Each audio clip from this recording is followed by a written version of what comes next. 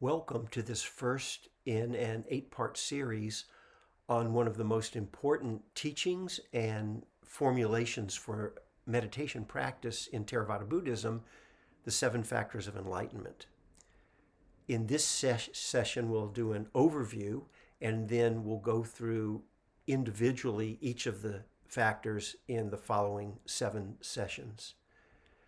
To give an idea of the importance that in the Pali text that's placed on the 7 factors, in several places it is stated using a standard kind of stock phrase that anyone who's ever attained the ultimate goal in, you could say, in Buddhism or in Dharma practice, that's nirvana in Sanskrit, nibbana in Pali.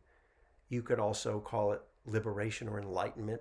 The formulation in the text uses a different language, but that's what it's pointing to. Anyone who's ever attained that, or is doing it now, or whoever will attain it, has done so or will do so by bringing the 7 factors of enlightenment to fruition. So we can see the importance of this particular way of practice that is placed in the Pali texts.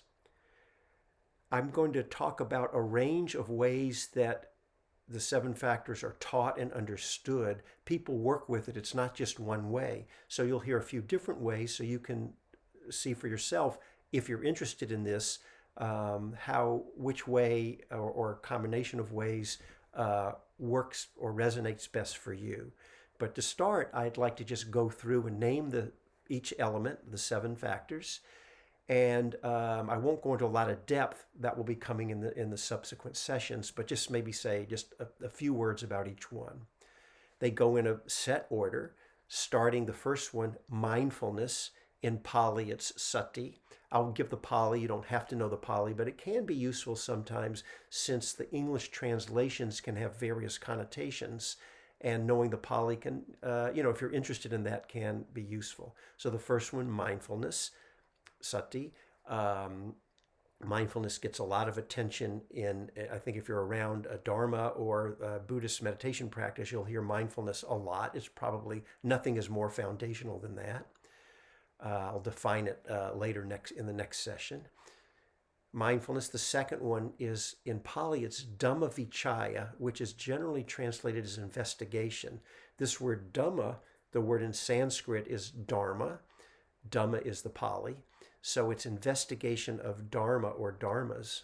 Well, the word Dharma has a range of meanings. Most people think of it as the teachings. It's also commonly referred to as the way of things or the truth. There's a third meaning that's very important and is used a lot, and it's the way it's used here, which is it means phenomena or experience, things happening. So this Dhamma Vichaya, investigation of Dhammas, is an investigation of phenomena. Another word that gets associated with investigation is discernment. Investigation has more of the sense of the activity. It's an active process of discernment, of investigation. Discernment is more the awarenesses that come from that. So mindfulness, investigation or discernment of phenomena. And then the next one is energy. In Pali, it's virya. Mindfulness, investigation, energy. The fourth is piti in Pali, which is translated variously as rapture, bliss, pleasure. There are other translations associated also. And so there's quite a range of ways in which this piti manifests. It's not one way for everyone. The next is tranquility, passaddhi in Pali. The next is samadhi, which is generally translated as concentration. And then the final is upekkha, which is equanimity. So we have mindfulness, investigation, energy, rapture, tranquility, concentration, equanimity. So let me name a few of the ways that it is commonly practiced and taught and understood. One way you can work with this list is it is prescriptive. It's prescribing a way to work with and to practice. And thinking of it in this way, you would start in the beginning with mindfulness. And what we mean here is there is the state of being mindful, but there is the practice of applying mindfulness. And that's both come into play here, but I think it's really emphasizing the application of mindfulness. For example, if I'll just use mindfulness of breathing is a very common style of meditation. Many other ways you may be practicing. There's nothing particularly special about mindfulness of breathing unless that happens to be the best practice for you. But I'm using it as an example. When you place your attention connecting with your breathing, that is mindfulness of breathing. You're aiming and connecting your mindful attention to the sensation of breathing wherever you work with it in your body. So that would be the act of bringing mindfulness in. Through doing that, and you keep, returning over and over, training your mind, and over time the mind gets clearer, starts to settle some amount more. This act of discernment and investigation starts to come in more.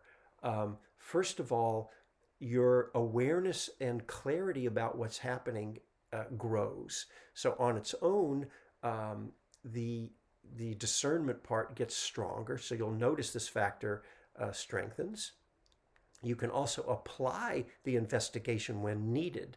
Just a quick example, if you're trying to be with your breath and maybe some other body pain comes up or some emotion, anger, or some difficulty comes up, rather than strain or stress to try and stay with your breathing and to push these other things away, you can turn your attention to connect with your mindfulness to whatever else is going on. And then the investigation part is to really take a look and see what's going on. Well, you notice that there's pain. I'll just use knee pain as an example. Say you're sitting cross-legged, have knee pain. So you can put some attention in there, but also the investigation might look into what is causing me difficulty to be with it. And as you investigate or hang out with or be with this more, you may notice that, oh, I'm in aversion or reactivity to this. This is the discernment is starting to grow, and you can see what perhaps you weren't aware of. You may have been caught in reactivity, but perhaps didn't really have the mindful awareness of what was happening. So this is ways we can practice discernment and practice investigation, and the discernment can grow. And then that can help us find ways, is there some way I can let go around this? Or what do I need to do to work with this? We'll say a lot more about this in a few sessions. So we have our mindfulness, discernment. The next is energy. Well, there's a few ways to work with that. One is we can notice on its own what our level of energy is. And it can start to grow sometimes and balance out on its own through the deepening of the practice. And also, we can make some choices if we need to make adjustments to how much energy we have.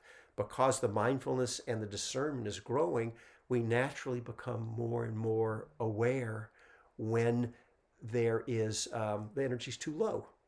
And then we might, with experience, and it takes time and experience, but we learn, are there things we can do to help bring the energy up a little bit? Maybe we need to take some deep breaths or do more physical movement, or it could be a lot of different approaches. Sometimes the energy is too high. We might be too restless, or it's just hard to settle. Are there things we can do to settle the energy? So it's a combination of being more aware on its own how the energy is manifesting, and then what we can actively do to have it more balanced for us. So we have our mindfulness, our investigation, our energy. The next one, the piti, the rapture. This will start to grow for everyone as you start to deepen. The pleasant sensations, whether it's in your body or sometimes it's just more pure mental, strengthen. And not only can we be aware of it, but we can do some things to strengthen it, and we can actually work with these pleasant sensations to help draw us in. It can really be quite compelling, and we want to kind of go into it, and that can help deepen us into our experience more. So the PT is not only a manifestation of what happens, but this pleasant, this rapture, bliss, if you want to use that term, actually can help serve us, and there are ways to work with it as we're deepening. Mindfulness, investigation, energy, PT, and then the next is the tranquility. The mind will settle more and more. At some point, even the rapture, which is kind of energetic, will settle out more, and we come to a calmer place. We'll notice that happening on its own, but also there may be things we can do to help when we need to tranquilize, to calm, to settle out more. So we can be engaged with it as a practice. And then that leads to the concentration. We'll say more about that. Sometimes people equate the samadhi, this concentration, with tranquility. There's actually a lot more going on there than that. So we'll get to that. And then finally leading into this equanimity. And we can be aware as our equanimity naturally strengthens. So we just know how it is on its own, but also as a practice, going back to what I talked about when we were using the example for investigation, maybe if we're working with something difficult. If we notice that's happening, part of the equanimity practice might be, how do I learn to let go around this?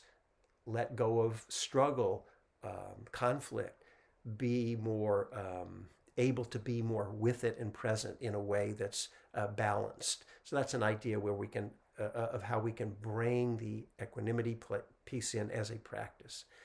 So that's just an idea of how you might work through it prescriptively, prescribing what to do. Another way it can be thought of as descriptive, describing what happens, rather than taking it on as a step-by-step progression that we're actively practicing the different stages. We can also see that as we just start with the first mindfulness, say of breathing, you bring in the mindfulness, and as the practice deepens, the investigation part naturally grows. Our discernment is naturally clearer, and we naturally are more able to know when to bring the active investigation part in when we need it. You just use your intuition, you can feel it. The energy part strengthens, the rapture part grows on its own. There's the times when the tranquility is getting stronger, the samadhi and the equanimity. So it's more a description of the natural unfolding, right? So we have prescriptive and descriptive. There are a few other ways it can be thought of also. It is sometimes viewed as a set of calming factors and energizing factors. And when you think of it this way, mindfulness is considered in the center. It's the balancing factor. And then the investigation, the energy, and the rapture are more energizing. You can feel that just the sense of those words are more energized. The tranquility, the concentration, the equanimity are more calming factors. How do we work with these? Well, there's a few ways. One is, on its own, we can just be more aware that there'll be times in our practice when we're naturally finding ourselves more on the energizing or more on the calming side than another. And we just know that our meditation practice, it's like this for everyone, that we go through cycles, and sometimes it's more one way than the other. And we can just bring the awareness to just know what's happening. I'm more balanced, I'm out of balance, I'm a little more energized, I'm a little more tranquilized. And sometimes we don't need to do anything, but sometimes we may want to then, because we know what's happening, bring in the other factors to balance us out. So for example, if we get too energized, and what does it mean to be too energized? Well, you just don't feel as settled. The mind's more stirred up. Or it's hard to sit still. Maybe there's more energy in the body. Things like this. If you don't want to stir your mind up looking too hard for these, but you'll just know if that's the feeling, and then you may say, oh, how do I bring in, which of the factors will I bring in on the tranquilizing side? And then there's ways to work with the tranquility, with the samadhi, And even I just used an example, a way to let go and settle more if you're too stirred up in reactivity, for example.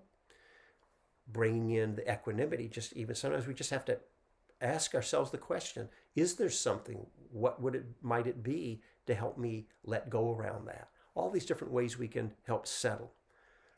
On the other hand, we can become too settled. And sometimes people think, oh, I'm more calm, I'm more settled. But actually, if it gets too much, it can lead to a dullness. And our mind's not so clear, and we're not able to practice so well. Maybe we get sleepy even, different ways it can manifest. Then we may want to consciously try to balance it out on the other side with the energizing factors.